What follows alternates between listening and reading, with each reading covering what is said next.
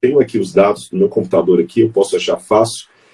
Aquele Instituto Gallup e um outro instituto, que daqui a pouco eu me lembro o nome dele, de pesquisa lá dos Estados Unidos, perceberam que em índices de conhecimento bíblico, ateus e agnósticos ganharam em primeiro lugar à frente de cristãos piedosos. A razão por que esses ateus ganharam, assim, quando fizeram pergunta, eles foram pesquisas assim, muito bem tematizadas, assim, dividido por área, sexo, escolaridade, nível cultural, social.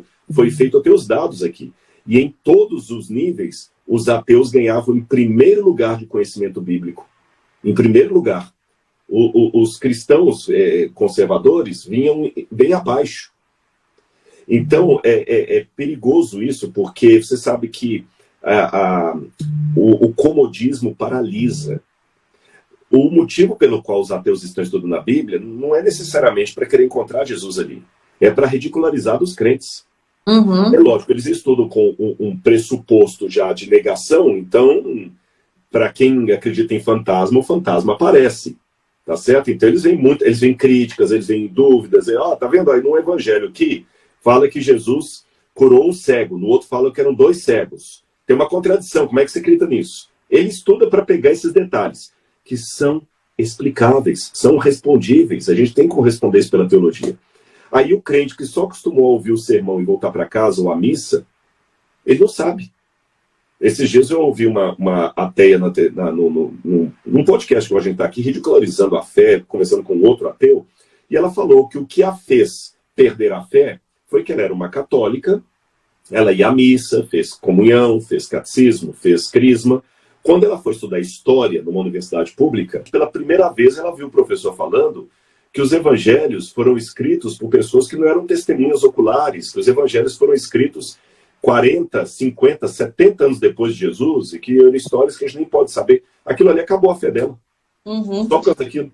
Tem outro também dos Estados. Muitas pessoas pegam por esse argumento, né? Mas então foram pessoas como nós. O que significa que essas pessoas que são pessoas pecadoras também não erraram na hora de escrever, né? Uhum. Então é importante porque a gente tem argumento para explicar isso, né? Tem, claro. Genuína realmente, né? Exatamente. Agora, o que eu posso até explicar isso também, se você quiser, que é simples. Você vai ver que é simples a resposta. Mas o ponto que eu quero tomar é o seguinte. Karina, para essa mulher perder a fé dela apenas porque isso foi revelado em sala de aula, significa que ela tinha uma fé baseada não na Bíblia, no estudo profundo da Bíblia, mas apenas numa fé litúrgica. O que eu chamo de fé litúrgica? É aquela fé que você vai à missa, você vai à igreja, aí ou o padre prega, ou o pastor prega, você ouve, acha bonitinho, volta para casa, e quando pergunta o que você sabe da Bíblia, só aquela meia dúzia de histórias ali de Davi matando Golias, a Arca de Noé, os 10 Mandamentos. Quando até as novelas da Record foram ao ar, agora as novelas estão ficando com menos licenças poéticas, mas aquela de Davi, aquelas mais antigas lá, muita gente ficava sem saber que personagem que está na Bíblia não está. Por isso que uma das questões que a Record fez agora é evitar ao máximo a licença poética, porque vê que muitas pessoas não conhecem. Então, é importante nós conhecermos. E olha, por exemplo, olha como é que uma questão dessa de Jesus é fácil de ser resolvida. Tá? A Bíblia foi escrita por seres humanos como Rodrigo, como Karina. Tudo bem. Agora, vamos pensar o contrário. Pega uma Bíblia e joga... Eu não vou mudar meu exemplo aqui. Vamos pegar a prisão de segurança máxima lá do Rio de Janeiro, Bangu 1. E em Bangu 1, eu vou pegar o livro, sei lá, pode pegar qualquer livro secular. E você que é uma atriz, já viu vários livros. Vamos pegar Humberto Eco, vamos pegar Camões, qualquer livro da literatura, seja do teatro, Shakespeare. Vamos pegar Shakespeare. E vamos pegar vários livros de Shakespeare traduzidos em português e vamos colocar em Bangu 1 para os presos lerem. Tá bom? Todos os dias eles vão ter à disposição deles livros de Shakespeare. Em Bangu 2, eu vou colocar exemplares da Bíblia. Depois de um ano, eu volto em Bangu 1, e quantos dos presos deixaram de ser traficantes, marginais, estupradores, delinquentes, porque leram Shakespeare? Tá certo? E quantos em Bangu 2 deixaram de ser as mesmas coisas porque leram a Bíblia Sagrada. Sem intervenção de religioso. Eu estou falando um exercício de apenas deixar o livro ali e sair. Tá certo? Eu não conheço ninguém que deixou de ser uma garota de programa porque leu Machado de Assis. Você está entendendo? Eu nunca vi Guimarães Rosa, um excelente autor. Nossa, Guimarães Rosa, maravilhoso. Pessoas podem melhorar o nível econômico e cultural, claro. Eu sou um professor, eu valorizo a cultura enobrece. Mas lembremos que a Alemanha, mesmo sendo culta, tendo Wagner, tendo Heidegger, todos os grandes filósofos, a Alemanha culta produziu nazismo e 6 milhões de judeus mortos. Então, se cultura fosse sinônimo de sabedoria, a Alemanha não tinha elegido Hitler ao poder. Você está entendendo? Hitler, numa Alemanha culta, me mostra que cultura e sabedoria não são sinônimos perfeitos. Agora, veja quantas pessoas morreram e foram transformadas pela Bíblia Sagrada. E quando alguém pode estar pensando assim, tá, Rodrigo, mas também quanta coisa hedionda foi feita em nome da Bíblia na Idade Média, por exemplo. É justamente o contrário, Karina. As atrocidades da Idade Média foram causadas por uma igreja que proibia as pessoas de lerem a Bíblia. É justamente o contrário. Eu desafio qualquer um a me mostrar uma única vez na história eclesiástica em que a igreja soltasse um decreto obrigando as pessoas a lerem a Bíblia. Pelo contrário, as pessoas eram proibidas de ler a Bíblia. E por serem proibidas de ler a Bíblia, aí que abriu-se espaço para atrocidades em nome de Jesus. Porque se elas lessem a Bíblia, não teria espaço para atrocidade. Quando alguns homens e mulheres começaram a ler a Bíblia por conta própria, surgiu a ciência moderna. Leonardo da Vinci, Copérnico, Pascal e outros mais que eu poderia citar. Foram homens que falaram, nós começamos a ciência porque a Bíblia nos estimulou a isso. Então, a ciência moderna, por mais que alguns tentem apagar esse capítulo aí dos alunos, a ciência moderna começou por pioneiros que eram crentes piedosos na Bíblia Sagrada e começaram a ler a Bíblia por conta própria. Aliás, algumas pessoas até perguntam assim, né? O que vale mais? Você ler a Bíblia ou você orar, ou a sua fé? Então, o que pode transformar mais? Se a Bíblia ela é tão transformadora, ela tem a palavra de Deus ali revelada, com todo esse potencial, com essa força. O porquê que algumas pessoas, como né, você citou, que são ateias, que leem a Bíblia, por que elas não se convertem? Porque elas já entram com um olhar cético para aquilo, elas não se entregam, elas não estão com neutralidade nem com fé, elas já estão com o pé atrás? Predisposição. É possível. A Bíblia me proíbe de julgar o indivíduo. Então eu não sei dizer por que João seguiu o caminho A e Maria seguiu o caminho B. A gente sabe que as pessoas tomam decisões. Santo Agostinho dizia que o mesmo sol que derrete a cera endurece o barro. A evidência é o mesmo, o sol é o mesmo, não é isso?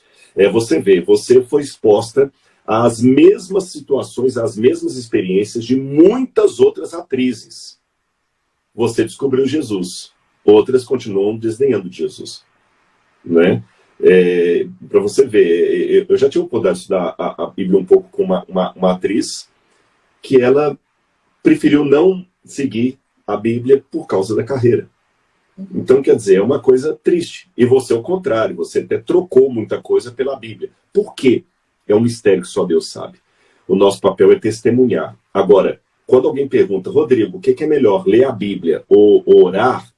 Eu me imagino viajando num avião e pergunto qual asa a gente pode cortar, da direita ou da esquerda? Quer dizer, você está entendendo? Um estudo da Bíblia sem oração vira teologismo, não é teologia, teologismo. E uma oração sem estudo da Bíblia vira apenas uma vida crédula, não uma vida crente. Existe uma diferença entre ter uma vida crente e ter uma vida crédula. É lógico que eu estou falando dentro de um recorte cristão. Não estou falando de religiões não cristãs, não é?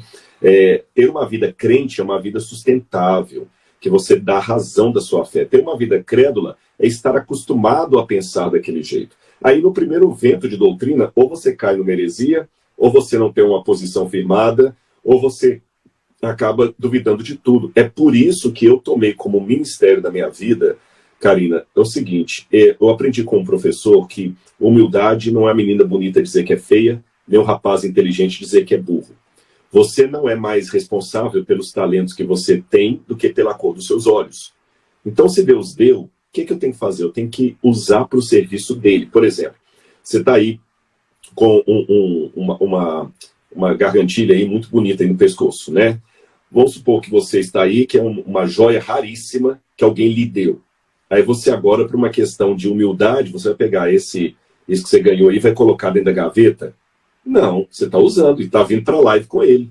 Aí se alguém falar assim, Karina, mas que lindo esse coisa que você está usando, você vai falar assim, foi meu marido que me deu. Né? Foi meu pai que me deu. Foi fulano que me deu. Você agradece o elogio e atribui para o doador. Então os talentos que a gente tem que agradecer o elogio e atribuir, foi Deus que deu. Uhum. Então Deus me deu, assim, para honra e glória dele, o talento do estudo e de sistematizar as coisas de uma maneira assim, descomplicar. Eu falo às vezes assim, alguma coisa técnica, o pessoal ficou claro para mim, eu entendi. Eu falei, então peraí, se é assim, Senhor, eu vou usar isso para a tua glória e vou pegar todo esse conhecimento teológico que eu adquiri desses livros e vou mastigar e colocar na mão daquele que é leigo em teologia. Sim. E, ao mesmo tempo, eu vou ajudar essa juventude toda que está entrando para a universidade aí, que está enfrentando vários ateus, a ter uma resposta para coisas que ele talvez nunca tinha parado para pensar. Eu vou até antecipar algumas dúvidas, você está entendendo? Então, o objetivo de cursos como esse da Bíblia Comentada é esse. Pessoas que não podem, ou não querem, ou não têm condição de fazer um curso regular de teologia, podem fazer um curso desse, dentro da casa dele ali e tudo mais, e ele adquire um conhecimento que vai prepará-lo não somente para enfrentamento de uma situação como essa, como também para aprofundar nesse livro maravilhoso chamado A Bíblia Sagrada. Rodrigo, quantas aulas são no curso, se a pessoa seguir uma por semana, exatamente seguir o plano certo? Qual o período de tempo que ela finaliza, né, o curso? São mais de 250 aulas, Karina. Inclusive, nós estamos com uma ideia aqui, para não ficar aí 4, 5 anos de curso e não terminar nunca, eu estou pensando o seguinte, já vou dar um spoiler aqui para o pessoal. Nós estamos pensando em passar em breve para ser 2 aulas por semana, ou 3. É lógico, quando é 2 ou 3, a pessoa assiste quando ela quiser. Mas ela vai ter a Bíblia toda comentada no final do curso. E eu estou convidando também alguns teólogos que têm doutorado em teologia do Antigo Testamento, do Novo Testamento, para também fazerem parte comigo aqui, dando também algumas aulas. Então o pessoal não vai ficar ouvindo só o Rodrigo. Eu vou trazer alguns teólogos, ele vai ter um time aqui.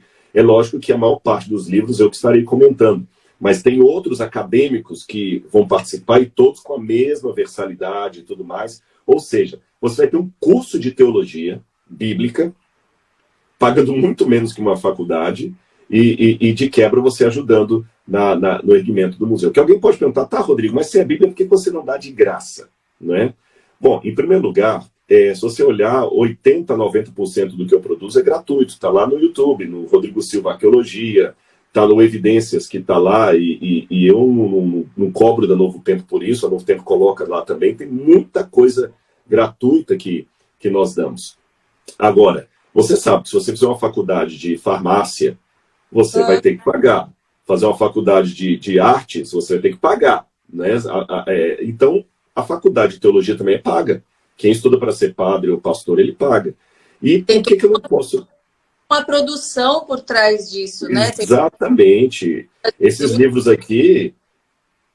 Exatamente, esses livros, eles custaram alguma coisa. É o material que você está usando aqui, é o buscar esse conhecimento e tudo mais. Então, a Bíblia fala que quem prega o evangelho, viva do evangelho. Então, se eu tivesse tirando o meu salário desse curso, eu já não estaria errado. Porque quem prega o evangelho, viva do evangelho, está no Novo Testamento ali. Não é? Paulo falou que ele tinha esse direito de viver do evangelho. Agora, mesmo assim, eu estou fazendo todo esse esforço aqui para construir o Museu de Arqueologia do NASP e assim beneficiar todo mundo que vier aqui, a cultura do nosso país, porque mesmo que o sujeito for ateu, esse museu vai beneficiá-lo. Mesmo que ele for um agnóstico, mesmo que ele não for religioso. Agora, no momento que eu estou falando com você aqui, nós temos uma pesquisadora da USP, que está aqui no NASP, ela está já há vários dias, fazendo a dissertação de mestrado dela sobre as peças arqueológicas do Egito que nós temos aqui. Trabalho minucioso. E ela veio para cá, nós demos para ela comida, para ela ficar aqui no NASP, a hospedagem dentro do hotel do campus, abrimos todo o acervo. E essa não é a primeira dissertação de mestrado e doutorado na USP sobre o nosso museu. Já tivemos também no Museu Nacional do Rio de Janeiro. Ou seja, eu estou contribuindo também com a cultura secular do nosso país. Não é uma coisa de viés só religioso. Sim, é um conteúdo maravilhoso. Eu vou deixar o link para vocês nos stories, no final da live.